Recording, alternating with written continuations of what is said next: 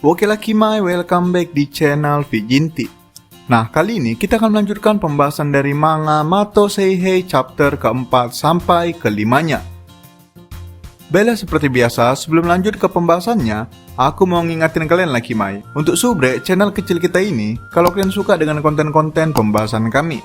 Dan jangan lupa juga untuk mampir ke akun Instagram kami, karena di situ kami ada bahas mengenai fakta-fakta menarik terkait anime dan juga light novel. Oke lah, no bacot no debat, kita langsung gas ke pembahasannya. Baiklah, dilanjutkan saat Yuki dan Susu sedang tinggal berduaan di markas unit 7 karena para anggota lainnya sedang ada urusan penting. Nah, di sini bisa kita lihat markas unit 7 sedang diterobos oleh para monster atau sebutannya di sini ialah Suki. Susu pun mau tak mau harus menggunakan kekuatannya, yaitu Paradigm Shift. Nah, seperti yang udah kujelaskan di part sebelumnya Kimai, kekuatannya si Susu ini memungkinkan dirinya untuk mengubah ukuran tubuhnya menjadi besar ataupun kecil. Ia juga dapat merubah ukuran beberapa bagian tubuhnya saja. Nah, Susu pun dengan cepat melancarkan serangan kepada Suki raksasa tersebut. Namun serangannya sama sekali tidak mempan. Para gerombolan Suki tadi pun seketika bergabung dan membentuk monster yang lebih besar dari Susu. Seketika keadaan menjadi terbalik. Susu pun mulai terdesak. Nah, Yuki yang melihat itu langsung mencoba beberapa upaya untuk sebisa mungkin membantu Susu. Namun Yuki sadar kalau ia sebelumnya hanya bisa berubah jika mencium bagian tubuh majikannya, yaitu si Kyoka. Sehingga Yuki pun kepikiran untuk mencium salah satu benda yang terkait dengan Susu agar bisa berubah juga. Nah, simpelnya Kima, si Yuki ini bisa berubah menjadi mode monsternya atau mode Sukinya jika ia mencium bagian tubuh ataupun benda yang terkait dengan majikannya. Nah, si Yuki ini kan sekarang hanya memiliki satu majikan ya kan, yaitu si Kyoka. Jadi simpelnya, si Yuki ini mau menambah majikan barunya, yaitu si Susu, agar bisa berubah ke mode Sukinya demi membantu Susu. Yuki pun langsung dengan cepat mencoba menciumi semua benda-benda kepunyaan Susu. Namun semua hasilnya tidak ada yang berhasil. Yuki pun mencoba mencium barang yang lebih terikat atau lebih sering dipakai oleh Susu agar bisa memicu perubahannya. Yuki pun akhirnya mencium sepatu bootsnya Susu dan berhasil memasuki mode Sukinya. Yuki pun dengan cepat langsung membantu Susu yang tengah terdesak. Nah, namun bisa kita lihat perubahan si Yuki di sini tidak sempurna dan ukurannya juga tidak sebesar ukuran Susu. Entah itu mungkin karena Yuki hanya menciumi benda yang terikat dengan Susu dan bukan mencium Susu secara langsung. Jadi perubahannya tidak sesempurna dengan perubahan saat ia bersama dengan Kyoka waktu itu. Nah, di sini juga bisa kita lihat Kimai, perubahan Yuki ini dipengaruhi oleh kekuatan majikannya. Itu sebabnya bentuk atau model monsternya si Yuki ini berbeda saat ia mencium Kyoka waktu itu. Kira-kira begitu penjelasan singkat mengenai kekuatan si Yuki ini Kimai. Oke, lanjut. Melihat kedatangan Yuki dengan mode Sukinya, Susu pun langsung memberikan peluang kepada Yuki.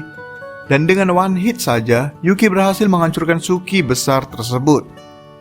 Susu yang melihat keberanian Yuki barusan mulai seketika tertarik dengan Yuki. Nambah haremnya Kimai. Oke, kemudian setelah kejadian tersebut, Kyoka dan anggota lainnya pun akhirnya pulang kembali ke markas. Kyoka langsung menegur Susu agar lain kali tidak sepele dengan para Suki tersebut. Dan di panel terakhirnya Kimai, kita bisa lihat kalau Susu sudah benar-benar tertarik kepada Yuki. Dan di sini ditunjukkan majikannya si Yuki sudah bertambah menjadi 2, yaitu Kyoka dan Susu. Dan ada kemungkinan akan terus bertambah. Oke, kemudian kita masuk ke chapter 5-nya. Nah, di sini bisa kita lihat Yuki dan Kyoka sedang berjalan-jalan di kota. Bisa dibilang hari itu mereka sedang cuti 1 hari dari tugas mereka di Mato. Di sini, Kyoka ingin membawa Yuki ke kampung halamannya karena ingin menunjukkan sesuatu kepada Yuki. Kyoka juga seakan bertanggung jawab dalam membawa Yuki, karena bisa kita lihat di panel ini, beberapa fasilitas umum seperti kendaraan hanya dikhususkan untuk wanita saja, sehingga butuh izin khusus agar pria bisa menggunakannya. Nah, setelah beberapa jam perjalanan, Yuki dan Kyoka akhirnya sampai di kampung halamannya Kyoka, tepatnya di sebuah pemakaman. Kyoka pun menceritakan kalau pemakaman tersebut ialah monumen sebagai peringatan atas korban yang terkena insiden Mato waktu itu. Kyoka pun berkata kalau dulunya ada satu Suki yang berhasil lolos dari kejaran pasukan anti-iblis. Suki tersebut memiliki ciri-ciri berbadan besar dan memiliki satu tanduk. Kyoka berkata kalau ia memiliki dendam pribadi terhadap Suki tersebut, dan itulah alasan mengapa Kyoka membawa Yuki sekarang, ialah agar Yuki tahu tujuan dari Kyoka ke depannya. Kyoka bertujuan ingin menjadi pemimpin anti-iblis yang baru, dan juga ingin membalaskan dendamnya terhadap Suki bertanduk satu tersebut. Melihat itu, Yuki pun hanya terdiam melihat tekad Kyoka yang begitu kuat. Nah, setelah dari pemakaman, Yuki dan Kyoka sempat mampir ke sebuah kafe sebelum kembali lagi ke Mato. Awalnya, Kyoka menolak ajakan tersebut. Namun Yuki berhasil membujuk Kyoka agar beristirahat sejenak. Mau tak mau, Kyoka pun terpaksa mengikuti kemauan Yuki dan mereka ngedate sebentar di kafe. Nah, tak lama kemudian muncul panggilan darurat dari Mato. Kyoka dan Yuki yang tadinya sedang bersantai tiba-tiba seketika waspada dan langsung memutuskan untuk segera kembali ke Mato. Setelah sampai kembali di Mato, di sini Nei sedang mengawasi para Suki dan mendeteksi adanya gerombolan Suki yang berjarak sekitar 21 km dari markas mereka. Nah, mendengar itu, Kyoka pun langsung memberikan arahan kepada anggotanya dan langsung ingin segera terjun ke lokasi kejadian. Kyoka merasa kalau ini bisa dijadikan batu loncatan untuk selangkah lebih dekat mencapai tujuannya. Yuki juga merasa bersemangat karena akhirnya bisa beraksi lagi sebagai anggota pasukan anti-iblis.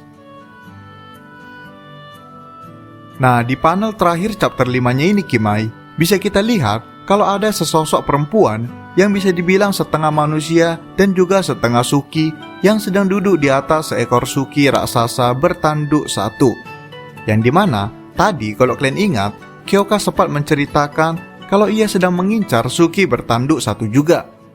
Ya, bisa jadi Suki ini merupakan Suki yang Kyoka cari selama ini. Dan satu lagi nih plot twistnya Kimai, ternyata wanita yang sedang menunggangi Suki tersebut ialah kakaknya si Yuki yang selama ini telah hilang karena kejadian insiden Mato beberapa tahun lalu. Di sini kakaknya si Yuki ini seakan tahu kalau Yuki sedang berada di Mato juga. Nah, apakah kakaknya ini jahat atau mungkin punya tujuan lain? Ya, kita cari tahu nanti di chapter 6-nya Kimai, yang dimana tentunya akan kita bahas di part selanjutnya.